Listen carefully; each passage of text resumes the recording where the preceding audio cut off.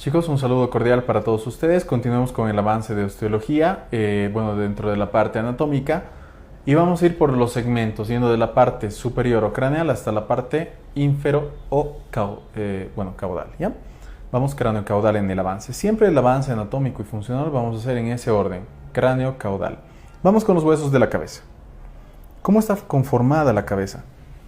La cabeza no es solamente, un conjunto de huesos, sino que para su estudio y su mejor comprensión la vamos a dividir en dos sectores. Una que va a ser el cráneo, toda la parte craneal, y otra que va a ser toda la parte de los huesos de la cara. A la vez, los huesos del cráneo, vamos para que su estudio sea más simple, dividirlos también en una base y en la parte de la calota. La calota no tiene mucha importancia porque va a ser la parte externa que va a recubrir, no la parte encefálica, pero la base sí, porque va a tener un sinfín de orificios que van a pasar estructuras anatómicas, sobre todo vasculonerviosas, de mucha importancia en la parte fisiológica. ¿Ya? Vamos a ir viendo la distribución de los huesos, cuáles son pares, cuáles son impares, porque más que todo dentro de las preguntas de anatomía, haciendo referencia a los huesos de la cabeza, o sea, estamos hablando del cráneo y de la cara, han sido en ese orden, o sea, cuál de los siguientes es par, cuál de los siguientes es impar, o qué estructura anatómica atraviesa el siguiente orificio. Entonces eso es lo que tenemos que hacer énfasis, porque la mayor parte de preguntas van a ser orientadas de esa forma, ¿ya? El cráneo se divide, tiene distintas divisiones para su estudio. Podemos dividirlo en un endocráneo y en un exocráneo. O sea, endocráneo en toda la parte interna del cráneo y en un exocráneo toda la parte externa del cráneo. También podemos dividirla en una base y en una calota. Calota toda la parte superior que recubre y toda la base que va a estar en contacto con las estructuras, más que todo, faciales. ¿Cuántos músculos va a tener el cráneo? ¿Cuántos huesos? La parte muscular tienes que irla estudiando con la parte ósea, porque generalmente para el frontal va a haber un músculo frontal, para los temporales van a haber músculos temporales. Claro que van a haber muchos más músculos accesorios, pero generalmente varios de los músculos llevan el nombre o denominativo de acuerdo al hueso en el cual se están insertando. ¿Cuántos huesos tenemos en el cráneo? Tenemos 8 huesos, 4 que van a ser impares y 2 que van a ser pares. Tratemos de estudiar siempre nosotros en el mismo orden y vamos a ir en un orden antero, posterior o ventro dorsal. Adelante tenemos el frontal, que es impar. Luego, continuando, tenemos el etmoides, que es impar. Continuando, tenemos el esfenoides, que es impar. Y en la parte posterior tenemos el occipital, que también es impar. Ya tenemos 4 huesos del cráneo, que no tenemos que olvidar: frontal, etmoides, esfenoides y occipital. Ahora, para completar todita esa bóveda craneal, ¿qué elementos necesitamos? Los huesos pares que están a los costados. Estamos hablando de los huesos parietales y de los huesos temporales. Con eso completamos a los 8 huesos del cráneo. El endocráneo lo vamos a dividir en 3 fosas para aprender su estudio y para darnos cuenta de qué estructuras, es más fácil darse cuenta qué estructuras atraviesan la fosa anterior, la fosa media o la fosa posterior, en vez de acordarse en todo el conjunto, porque sería un poco más difícil la comprensión de estos elementos, ¿no? Tenemos una fosa anterior que va a estar delimitada, como tú puedes ver aquí en el gráfico, está de color rojo, una fosa media de color verde y una fosa posterior que va a ser delimitada por sus estructuras que la vamos a ir mencionando. La fosa anterior, como tú puedes ver, está delimitada por la porción vertical del frontal adelante. Y en la parte posterior por el tubérculo de la silla turca, como ves en el gráfico, y el borde posterior de las alas menores del esfenoides. Esa es la fosa anterior. Tiene distintas estructuras que la van a ir atravesando, como ser el agujero etmoidal anterior, el posterior, la lámina cribosa del etmoides, etcétera, ¿no? Que tienen distintas funciones dentro de la parte más que todo fisiológica. Tenemos una fosa media. En la fosa media tenemos 8 orificios bastante importantes que no debes olvidar para su estudio. O sea, ahí vamos a tener la hendidura esfenoidal, el agujero, que por donde va a pasar el nervio óptico también. Vamos a tener el agujero redondo mayor, el redondo menor, el oval, el rasgado anterior, el petroso superficial mayor y el carotídeo. Entonces, están pasando estructuras bastante importantes por la fosa media. ¿Y cómo estamos delimitando esta fosa media de color verde que está en el gráfico? Pues por el borde posterior de la fosa anterior, o sea que habíamos mencionado el tubérculo del etmoides, el borde posterior de las alas menores del esfenoides, y en la parte posterior va a estar delimitada por la parte superior del hueso, de la zona petrosa de que son los temporales y el dorso de la silla turca. Así delimitamos la fosa media del cráneo con sus 8 orificios importantes. La fosa anterior, como te había mencionado, tenemos el agujero ciego, el etmoidal anterior, el posterior y la lámina cribosa. Del agujero ciego solamente van a confluir vasos venosos de la mucosa nasal. El agujero etmoidal anterior tendremos los paquetes vasculonerviosos etmoidales anteriores.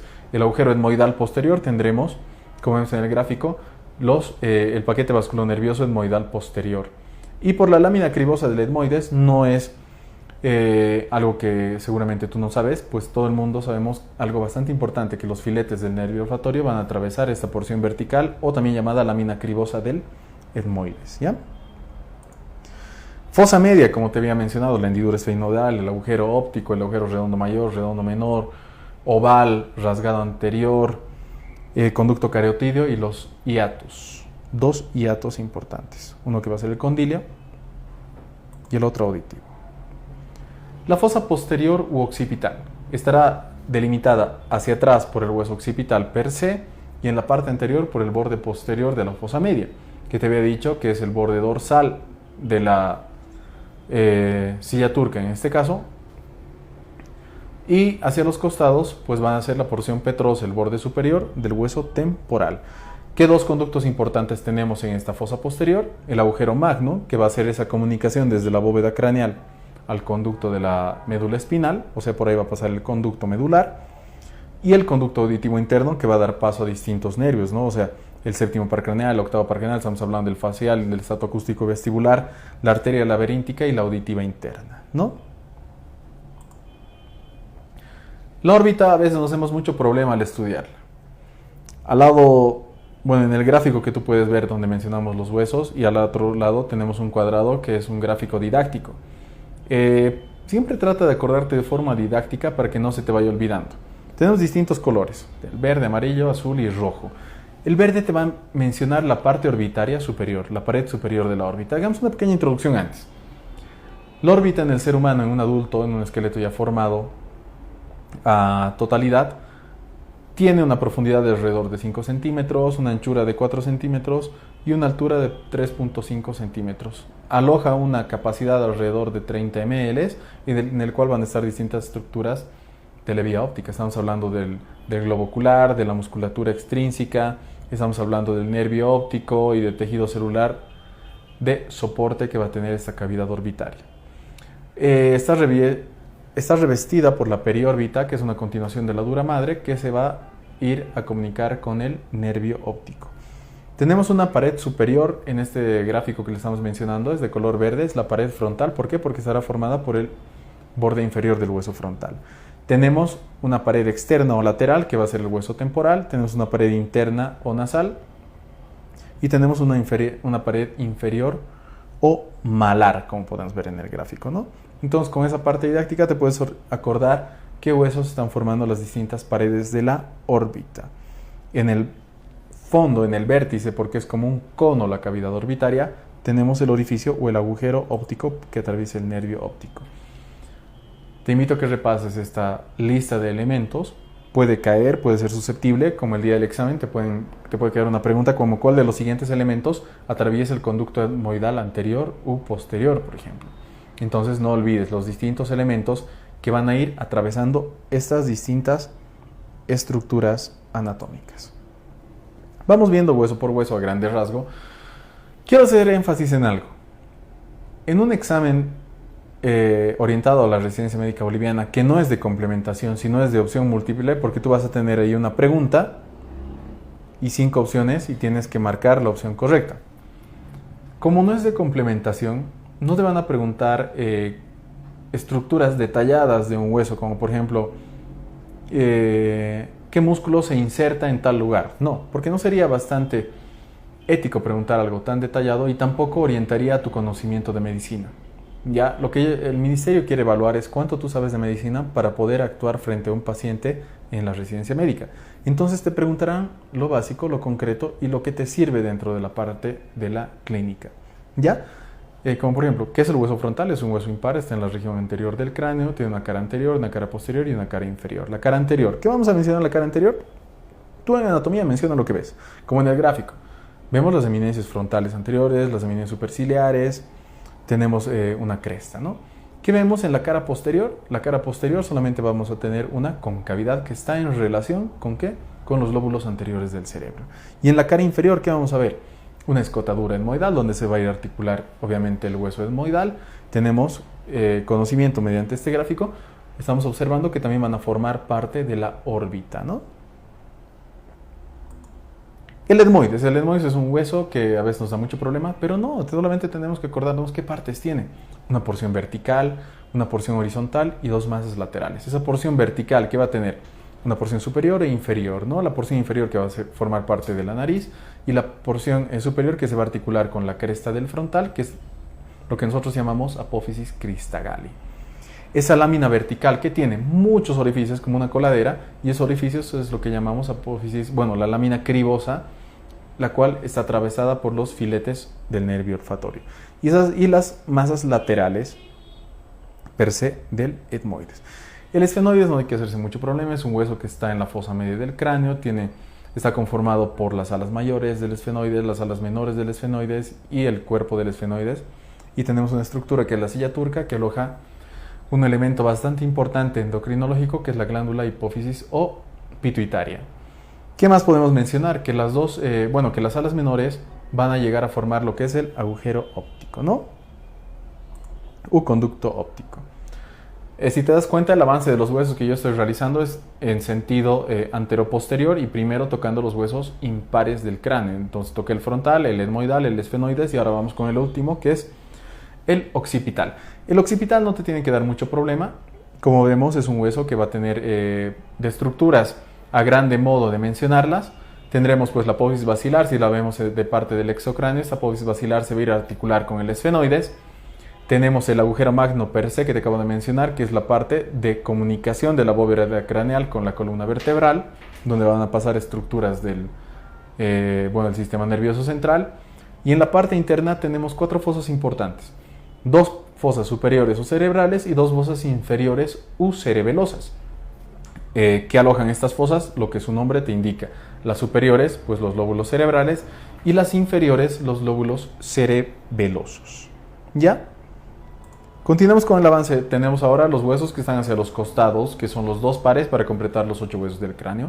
Tenemos los parietales. Esos parietales no hay mucho que mencionar, son huesos más que todos regulares, o sea, todas sus dimensiones son casi iguales. Están en las partes laterales del cráneo. Son los huesos que generalmente sufren más fracturas durante un traumatismo por su consistencia y porque son bastante delgados. Y en la parte interna, como tú puedes ver, tienes muchos surcos por donde van a transcurrir vasos sanguíneos. Y para terminar cráneo tenemos el temporal. El hueso temporal, ¿qué importancia tiene? Pues tiene el conducto auditivo que va a atravesar distintas estructuras, un par de pares craneales, etc. Pero tiene 3 partes. La escama, la porción mastoidea y la porción petrosa. La escama, porción petrosa y la mastoidea. Ya estructuras que no debemos olvidarnos dentro del estudio del temporal. Los huesos de la cara. Los huesos de la cara son 14. Vamos a tener el maxilar superior, vamos a tener el cigomático malar, palatino, unguis, vamos a tener los huesos propios de la nariz, vamos a tener el cornete inferior. Hasta aquí te he mencionado 6 huesos y esos 6 son pares, entonces vamos a tener, como son 6 por 2, 12 y 2 huesos impares que van a ser el vómer y el maxilar inferior. Con esto nos damos cuenta que tenemos 14 huesos que van a ir conformando la cara, ¿ya? No hay mucho que recordar de estos huesos. Algunas cosas que te pueden preguntar, algunos detalles de cara al día del examen. El maxilar superior, por ejemplo. ¿Cuáles son las 2 fosas de las cuales va a llegar a formar parte el maxilar superior? Y tú en el gráfico te puedes dar cuenta, o te acuerdas un maxilar superior hace rato, pues las fosas nasales y la cavidad orbitaria. O sea, 2 cavidades u 2 fosas están siendo formadas por el maxilar superior. ¿Cómo se llaman las depresiones inferiores que van a alojar los dientes? Alvéolos. Entonces son pequeños detalles a grandes de conocimiento general que te puede caer el día del examen en cuanto a los huesos de la cara. ¿Cuál es el hueso que forma el tabique nasal? El vómer. ¿Cuáles son los huesos más posteriores o, más protruyentes de la cara? Cigomático malar, por ejemplo, ¿no? ¿Cuáles son los impares? Vómer y maxilar inferior. Como puedes ver, son detalles grandes que no te tienes que olvidar. De seguro te tienes que acordar sí o sí los pares y los impares y cuáles van a ir formando algunas cavidades dentro de la cara y del cráneo. No olvides repasar nuevamente este tema, agarre la ABCMed de anatomía, vea el tema 3, huesos de la cabeza, y recuerda, repasa, todas esas tablas son importantes. ¿Qué 4 elementos pasan por la fosa anterior? ¿Qué 8 elementos por la fosa media? ¿Qué 2 elementos por la fosa posterior? ¿Cuáles son las estructuras u orificios que comunican tanto la cavidad orbitaria o nasal? ¿Qué estructuras van a pasar por el conducto auditivo? Todos esos pequeños detalles son muy susceptibles de ser preguntados el día del examen. Toda la información está en el ABCMed. Hemos hecho un pequeño resumen orientativo en esta videoclase y pues espero que haya sido de tu agrado y también para tu formación. Nos vemos en un siguiente tema.